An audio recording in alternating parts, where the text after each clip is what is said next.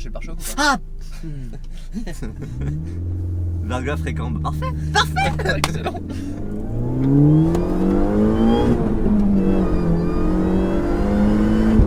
Bonjour à tous, bienvenue sur The Glove Driver et bienvenue dans la Mini Cooper S. Non, la Mini R53 Cooper S John Cooper Works GP Kit de Romain Monti, puisque c'est le nom exact. Ça va, Romain? C'est exactement ça, c'est l'édition Romain Monti en plus. C'est l'édition Romain Monti. De Romain Monti, ouais. Alors aujourd'hui, on se trouve en vallée de Chevreuse sur la route des 17 tournants que j'ai un petit peu poncé ces derniers jours avec différentes voitures. Et Romain m'a proposé d'essayer sa Mini, on va l'appeler la GP parce que c'est le nom original. Et merci pour cette opportunité. Avec plaisir. Et surtout que c'est la première fois qu'on fait une collab, en tout cas sur ma chaîne, parce que j'étais apparu sur ta chaîne, j'ai pas réglé mon rétroviseur, j'étais apparu sur ta chaîne quand on était allé en Angleterre essayer la Ford GT. Donc le terme officiel c'est collaboration, c'est ça en termes d'influenceur? Ouais, je crois. Si on veut vraiment influencer, le terme c'est collaboration. Okay. Quoi. Avant de commencer la vidéo et de vous parler un peu plus en détail de cette Mini John Cooper Works GP,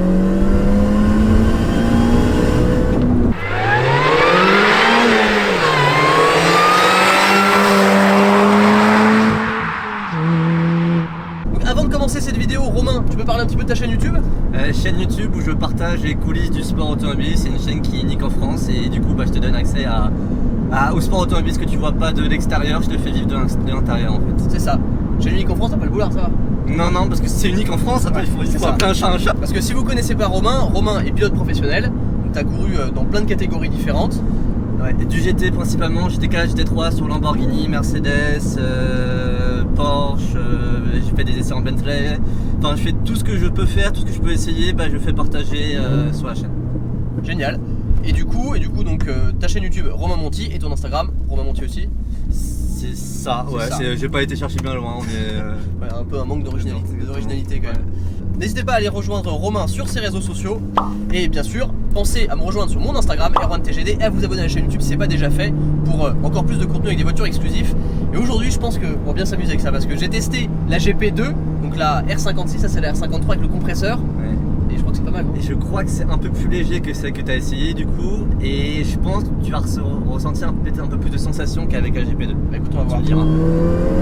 Ce qui est sûr c'est que déjà ça fait plus de bruit. Avec un échappement d'origine en plus.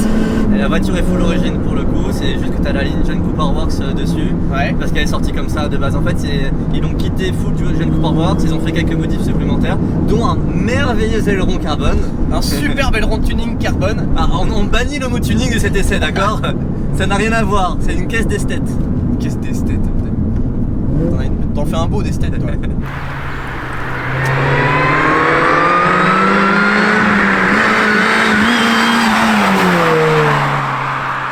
Alors, avant de parler de l'essai, on va regarder un peu l'esthétique de cette GP qui a, il faut le dire, une configuration très particulière comparée à la John Cooper Works et aux autres modèles un peu plus classiques, on va dire. Alors déjà, ça se voit rien qu'au niveau de la combinaison de couleurs. Déjà, je tiens à dire, qu'est-ce que c'est cool comme look quand même. Bah oui, c'est cool comme look. Oui, c'est cool, hein. Franchement, ça a vraiment de la gueule. Ce qui est drôle, c'est que c'est tout petit, posé sur des énormes jantes.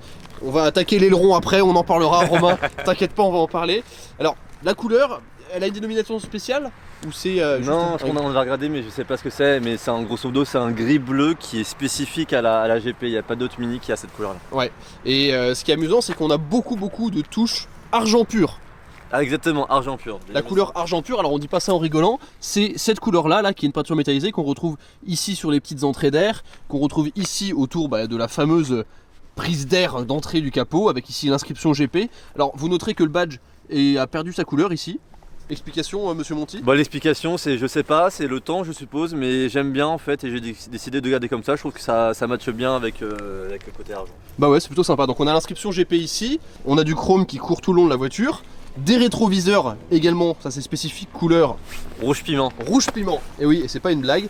Et là on retrouve évidemment tout le toit en argent pur, avec ici l'inscription GP 1186 puisque c'est le numéro de la voiture, sachant que cette édition est limitée et numérotée à 2000 exemplaires. C'est ça. Donc c'est super sympa je trouve d'avoir cette touche qu'on retrouve aussi à l'intérieur, on vous le montrera après. Comme j'ai dit dans l'introduction, la GP à la base c'est un kit performance. Donc ils sont partis de la Mini Cooper S, et c'est d'ailleurs pour ça qu'on retrouve le S ici, donc avec le moteur 1,6 litre essence à compresseur qui faisait 170 chevaux.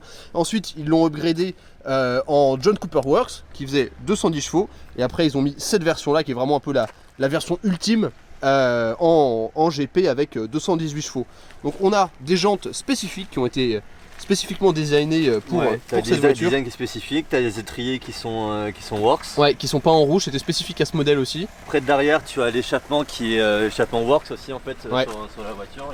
Et avant ça, on a les bas de caisse qui sont spécifiques ici, qui sont hyper boursouflés. Et vraiment, on dirait pas, mais ça assied la voiture. Ça assoit hyper bien la voiture. Ah ouais, c'est génial. Les jantes, c'est du 18 pouces aux 4 coins et du 205 mm de large également aux 4 coins. Et bon, on arrive sur la pièce maîtresse, l'aileron. Tada. Non, l'aileron qui est vraiment massif, qui vous le voyez a vraiment de la sculpture et toute cette partie-là est en carbone véritable. Ouais, c'est du carbone véritable la partie centrale. Non, et c'est vraiment super sympa. Vous voyez un peu comme ça élance l'arrière de la voiture, ça fait vraiment super agressif. C'est vraiment une pièce que j'adore. Et on retrouve à l'arrière donc l'inscription John Cooper Works GP. Ici l'échappement central spécifique John Cooper Works avec inscription John Cooper Works ici dont Romain vous parlait juste avant. Et toujours l'inscription Cooper S. Parce que oui, c'est une Cooper S John Cooper Works GP Kit. C'est ça.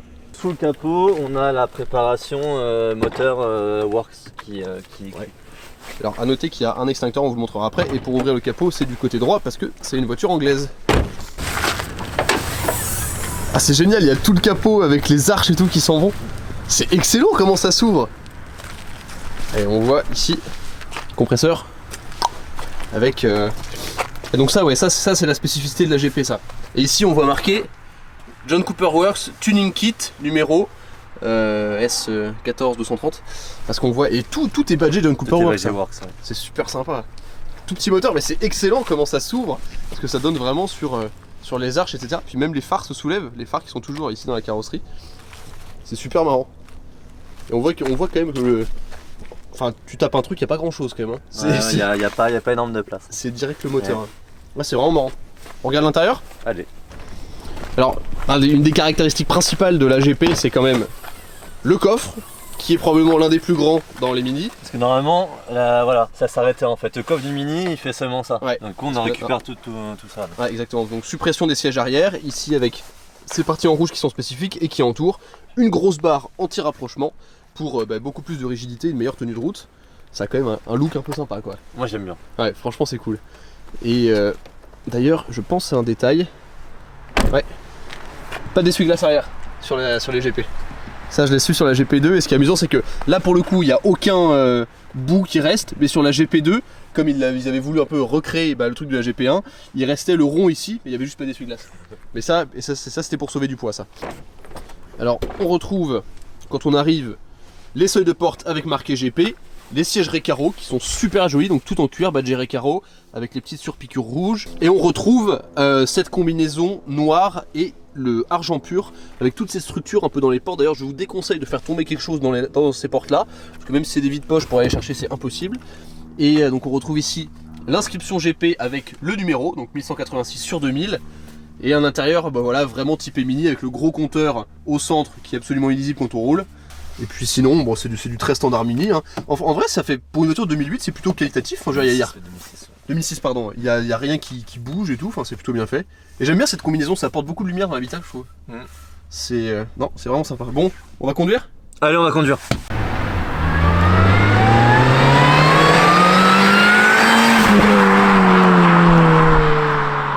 Alors du coup, vous l'avez vu, cette Mini GP. C'est une voiture avec une histoire assez particulière, surtout dans l'histoire de Mini. Et c'est vraiment un petit kart, esthétiquement, moi perso j'adore. Quand on choisit une bagnole, il faut qu'elle ait un petit peu tôt. Et je trouve qu'en termes de gueule, concept, philosophie, c'est juste génial. Et en plus, ça vaut pas grand chose. Ouais, parce que ça vaut aujourd'hui, une belle, ça vaut autour des 20 000 €, c'est ça? Ouais, une belle comme ça vaut environ 20 000 €. Et sinon, tu peux en avoir à moins, qui ont un peu plus de kilomètres et qui vont faire un peu de circuit. Ah mais là déjà, bon maintenant ce qu'on va faire, on va parler un peu comportement sportif parce que c'est vraiment pour ça que je voulais essayer cette voiture. Alors évidemment, je vous l'ai dit sur la présentation extérieure, mais j'adore le design, ça fait vraiment petit kart et c'est vrai que pour l'œil non averti, Ah, ça fait un peu tuning, on a l'impression que c'est posé sur des grosses jantes avec un gros aileron, on sait pas trop ce que ça fait là. Mais alors tu peux pas dire ça parce que t'as quand même un toit en argent pur. C'est vrai, toi Ok. argent pur, Tu as des rétroviseurs et rétroviseurs en rouge piment. en rouge piment. Donc et une carrosserie en bleu, en un bleu exclusif à la voiture. Donc tu peux pas dire que ça fait tuning. Bah, on a une dénomination officielle pour chaque composant de ta voiture. Tu vois. J'ai dit que c'était pour les non avertis. Oui voilà si tu veux. Moi j'adore. Moi j'adore. Mais du coup en termes de moteur, alors c'est un moteur qui est issu de la Cooper S, donc la Cooper S qui à l'origine faisait 170 chevaux. Ensuite Mini en termes chronologiques ont rajouté le kit John Cooper Works qui montait à 210 chevaux. Donc on est toujours sur le 1,6 litre essence avec le compresseur. Et après pour les puristes des puristes, ils ont sorti justement ce kit GP. C'est pour ça que la Mini s'appelle à l'origine Cooper S John Cooper Works GP Kit, parce que le GP Kit c'est ce qui amenait voilà, toutes les modifications extérieures, les petites modifications châssis et surtout la modification du moteur qui permettait de gagner 8 chevaux par rapport à la version John Cooper Works. Alors ça paraît pas énorme, mais en tout ça fait 218 chevaux, 245 Nm de couple et 218 chevaux quand la version juste Cooper S en avait juste 170, donc ça fait quand même 48 chevaux de plus. Et alors pour simplifier tout ça, quand la GP2 est sortie, bah on l'a usuellement nommé GP1 parce que c'était Ouais, plus simple. exactement, alors qu'à l'origine elle s'appelait juste GP. Mais du coup 218 chevaux, alors 0 à 100 en 6 secondes 5, quoi 230 km/h de pointe à peu près je pense. J'ai jamais pris. Ah si j'ai peut-être pris AVMAX. Non j'ai jamais pris AVMAX je pense pas, mais ça doit être à environ ça. Sur des routes allemandes. Et en plus c'est vrai, c'est Sur sur autoroute autoroute allemande. allemande. C'était en allant dans Nürburgring. Et donc la voiture pèse juste au-dessus de 1100 kg à sec, donc c'est vraiment super léger. On est à voilà, un peu plus de 1200 kg avec les pleins et nous dedans. Et vraiment, je pense que le terme carte n'est pas usurpé pour cette voiture parce que c'est tellement direct, c'est tellement léger, c'est tellement nerveux.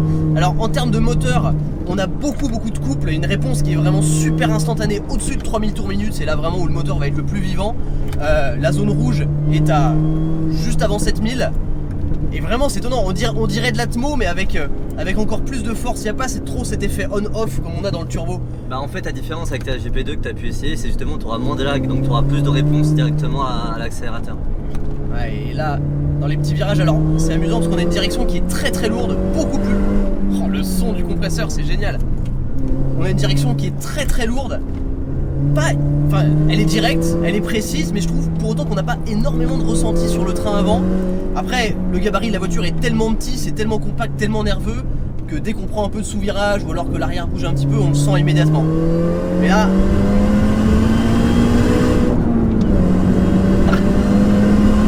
le sifflement du compresseur, c'est la première fois que je conduis une voiture avec un compresseur, mais c'est jouissif quoi. Ça rajoute tellement de vie à la voiture.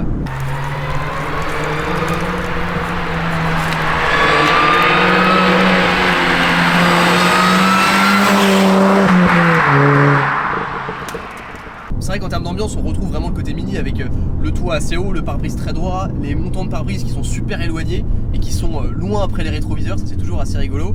Position de conduite assez haute, les baquets maintiennent super bien, ils sont assez confortables hein, je trouve. Ouais, c'est des sièges qui sont spécifiques à cette voiture, c'est des Recaro, bon, Ouais. ils ont été utilisés dans d'autres voitures aussi, mais qui sont spécifiques à la GP. Et je trouve que justement ça participe énormément à l'ambiance intérieure de la caisse. Ouais, et puis ils ont vraiment un bon maintien, une bonne position de conduite. Alors le volant est pas réglable en profondeur, mais même pour moi qui suis grand, franchement j'ai une bonne position de conduite, je suis pas très loin, les pédales sont super rapprochées, on a un petit pédalier alu qui est vraiment sympa pour faire du talon pointe. Alors l'embrayage est assez dur on va dire, assez sportif en même temps, c'est quand même une voiture qui a quelques années.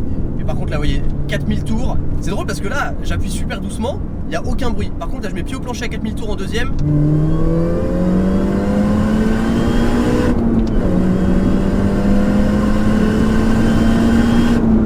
Ça marche hein, ça marche carrément bien. Mais le bruit du compresseur c'est génial.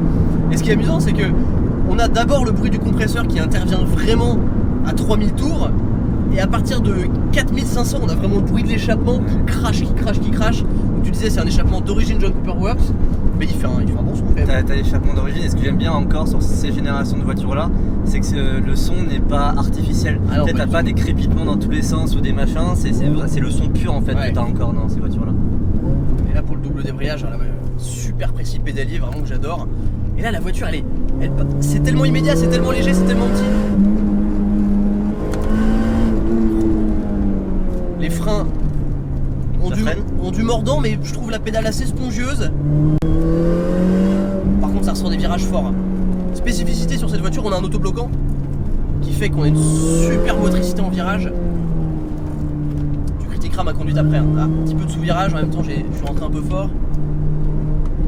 Ah mais c'est vraiment cette sensation de kart quoi. Dans les voitures actuelles, le mode sport, t'as marqué mode karting activé. On voit que la réputation elle est pas usurpée quoi, parce que c'est super engageant, c'est super dynamique et puis on a le gabarit qui est vraiment tout petit, c'est fun quoi. Mais là t'es vraiment à l'origine de la voiture, de la Mini, du concept. Ça reste une voiture qui est très légère, qui est petite en gabarit. Et maintenant la nouvelle Mini est plus grosse, et beaucoup plus de points communs avec la BM série 1. Et là, Ouais, t'as encore vraiment l'identité Mini sur celle-là. Ouais. Aujourd'hui 218 chevaux c'est un peu des chiffres qui font sourire, c'est pas énorme, mais 218 chevaux avec 1200 kg et un châssis aussi ferme, ça donne vraiment une expérience de conduite qui est hyper engageante et la voiture on a qu'une envie, c'est la conduire super fort quoi. Changement de direction, elle est super agile.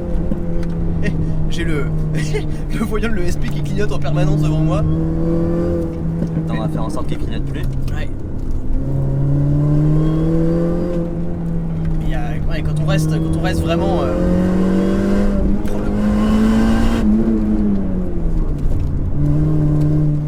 puis l'arrière reste vraiment stable sur les. Oh le bruit. C'est tellement fun. Ça va le mal du pilote en passager, ça le fait ou? En vrai ça le fait. C'est la magie des gants, ça. Tu vois, je sens que ça apporte. Il y a un toucher de route, tu vois. Il y a quelque chose. Il y a un truc. Et quelque chose dont je vous ai pas parlé aussi, c'est la boîte de vitesse, parce que c'est une des premières choses que j'ai dit à Romain quand je suis monté dans la voiture. Il y a un feeling super mécanique. En fait, on sent dès qu'on passe le rapport, on sent quand la boîte quitte son cran et quand elle va hop s'imbriquer dans le cran suivant. Et c'est vraiment super mécanique, il faut un peu forcer. Et c'est quelque chose justement en comparant à la GP2.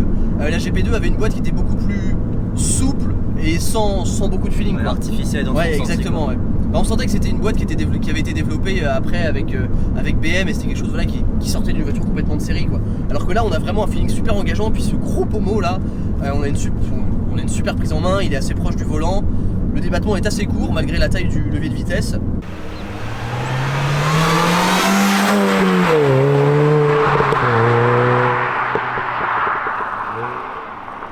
En fait le moteur il est assez souple à l'utilisation je trouve, il peut se révéler très très pointu vraiment quand on est dans les tours et quand tu es en mode attaque au-dessus de 4000 où là il est vraiment pointu, tu vas avoir une réponse à l'accélérateur qui est vraiment dingue. En revanche à bas régime il est super souple, il est très silencieux. Bon on se rappelle qu'on est dans une GP à cause des suspensions qui sont sautillantes. Ferme et sautillantes. Mais à part ça c'est vraiment c'est un allez, le compresseur qui se révèle vraiment à partir de 3000. C'est une voiture que tu remplacerais par quelque chose d'autre ou pas? Si tu devais la changer par un truc un peu similaire, un peu avec du charme comme ça, tu changerais ou? Toutes mes voitures sont à peu près pareilles dans l'esprit, c'est des voitures qui sont différentes des autres si tu veux. Ouais. Et je cherche vraiment un compromis comme tu disais entre l'exclusivité, le fait que ce soit des voitures charmantes qui se différencient etc. Et en vrai celle-là, dans ce budget, dans cette gamme là, il n'y a pas de concurrent. Donc je peux pas m'en séparer. Le problème c'est que je suis en amoureux des voitures et j'arrive pas à me séparer des caisses. Qu'est-ce que ça marche? En vrai je comprends. Je comprends parce que ça a tellement de charge, c'est tellement. Le terme bombinette, ça peut pas être plus adapté quoi. Et en plus vu que je roule pas beaucoup les voitures, à chaque fois que je monte dedans, bah tu retrouves du plaisir en fait directement et c'est vraiment un truc de fou. Et donc non cette voiture là je l'adore, j'ai déjà fait pas mal de trucs avec et je compte à garder.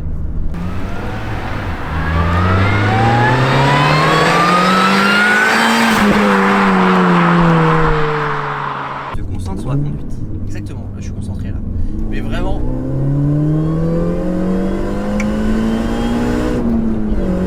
Oh, le son il est fou. Ça prend des bonnes vitesses quand même. Allez, freinage. On rentre dedans. C'est super sain. C'est vrai qu'on le disait juste avant, mais c'est tellement ajustable. Et là.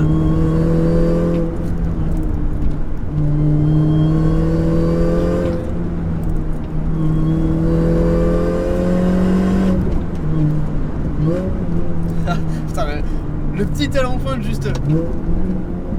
Mais quelle voiture! Quelle auto! Mais quelle auto! Non, en vrai, c'est vraiment bien. C'est bien sûr que c'est bien. Ah, Sinon, j'aurais pas acheté. En vrai, c'est vraiment cool. Ah, c'est vrai que c'est bien. C'est vraiment trop cool.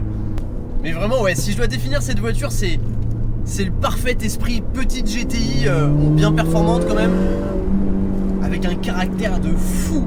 Vraiment le caractère est génial. Et le compresseur ajoute énormément. Parce que le bruit du compresseur, c'est monstrueux, quoi. Enfin, moi je découvre une sonorité dans une voiture. J'avais jamais entendu de compresseur avant, j'avais jamais essayé de voiture compresseur. C'est incroyable ce que ça rajoute, quoi. Écoute, moi ça me fait plaisir de te faire vivre de nouvelles expériences. C'était bizarrement dit. non mais vraiment je sais pas, c'est le petit kart, la petite GTI que t'as envie de sortir juste pour te vider la tête et de faire une bonne session arsouille sur une petite route, dans la limite des régulations de vitesse évidemment. Mais c'est super fun, quoi. C'est vrai que c'est un petit collector à avoir. Ça prend de la cote ou pas? En ce moment, vraiment, si vous voulez les gars, c'est le moment de les acheter parce qu'elles sont pas très chères et à un moment donné, je pense, il n'y a aucune raison que ça monte pas. Donc qui veut lier plaisir et investissement, à votre place, je ferai un petit tour sur le bon coin. Et le mec juste après il annonce, et d'ailleurs ma voiture est à vendre. Non mais écoute, merci beaucoup Romain pour cette petite expérience. J'espère que ce format vous a plu. C'est la première fois qu'on fait une collab ensemble, mais c'est vrai qu'on se connaît depuis pas mal de temps. Et puis comme on est toujours voilà, bon délire, on aime à peu près le même genre de voiture. Exactement. On s'est toujours dit que ça serait sympa, mais dites-nous si voilà, ce nouveau format vous intéresse, si vous voulez qu'on en fasse d'autres, parce que t'as plein d'autres voitures.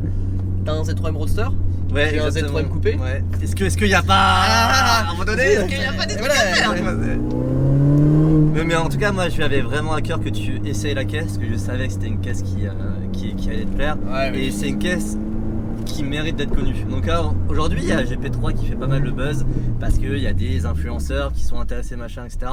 Mais pour moi les prémices avant tout, l'essence de la Mini dans son paroxysme c'est la GP, c'est la GP1. Ouais non c'est clair. Et puis bon, la GP3 c'est sûr que c'est bien, mais bon elle rentre quand même dans les normes un peu actuelles de toutes les voitures tu vas être un truc un peu plus aseptisé avec la boîte auto. Alors ok t'as de l'aérodynamisme dans tous les sens, mais bon autant d'aérodynamisme. Ouais, c'est un peu... des plateformes partagées, etc. Donc en fait, tu n'auras pas le même genre de sensation. C'est-à-dire que c'est une voiture qui va être beaucoup plus efficace, mais il faudra aussi des terrains de jeu beaucoup plus vastes pour les exploiter. Parce que c'est vrai que moi je me suis rendu compte de ça surtout avec la Mégane 4RS. C'est qu'aujourd'hui on a des voitures qui sont de plus en plus efficaces, mais qu'est-ce que ça veut dire des voitures de plus en plus efficaces? C'est que pour avoir vraiment des sensations, faut aller beaucoup plus loin. Il faut aller de plus en plus vite sur la route. Et si tu veux vraiment t'éclater, tu vas sur le circuit, mais bon, personne n'habite sur un circuit. Enfin, toi, je sais pas du coup, mais moi non. Et le problème, c'est que voilà, avec des voitures comme ça, c'est pas aseptisé quoi. C'est toi la machine, t'y vas et tu déconnectes un ESP et puis t'es parti quoi. Tu vois, dans mes voitures, en fait, vu que j'ai le circuit pour vraiment pousser à fond les voitures, si tu veux, je pars du principe que je pourrais jamais trouver un truc aussi performant que ce que j'ai sur le circuit. Je conduis des Lamborghini Huracan GT3, etc. Je pourrais jamais rivaliser sur la route. Moi, le but de mes voitures sur la route, c'est de trouver des sensations en roulant pas vite. Et toutes les voitures que j'ai, c'est que tu peux t'amuser en n'enfreignant pas les lois, en n'attendant pas hors la loi, etc. Donc que ce soit avec celle-là ou Z3M, etc. T'as tout de suite des sensations. Que ce soit du bruit ou le châssis ou quoi que ce soit. C'est des voitures qui transmettent la passion directement en fait. Ah ouais, c'est sûr. Puis c'est les basiques quoi. C'est ce dont je parle H24 sur ma chaîne. C'est petites voitures légères, avec un moteur qui fonctionne bien, un châssis bien raide. Et à partir de là, on s'éclate quoi. Tu peux déconnecter les aides, ça intervient pas. Ah ouais, on peut vraiment avoir un rythme qui est fou. Donc voilà, sur ce, grâce à ce magnifique Toyota Verso qui nous bloque la route, qui nous empêche de nous amuser, merci d'avoir regardé la vidéo, j'espère vraiment que ça vous a plu. C'est super cool de partager ce petit moment. Et puis, yes! Et pensez à vous abonner aux réseaux sociaux de Romain. Ils sont dans la description, c'est ça, Romain Monti, Instagram, YouTube. Et n'hésitez pas à lâcher un like sur la vidéo, abonnez-vous et je vous dis à très vite pour d'autres vidéos et sûrement d'autres collabs si ça vous plaît. Moi oui. Moi moins. Ça dépendra de ce qu'ils disent en fait, ça m'intéresse pas des... enfin, ok, t'as combien de likes habituellement? À partir de 3000 likes, on fait une partie 2, d'accord? Des youtubeurs qui sont à genoux pour liker la vidéo, je me rase la tête.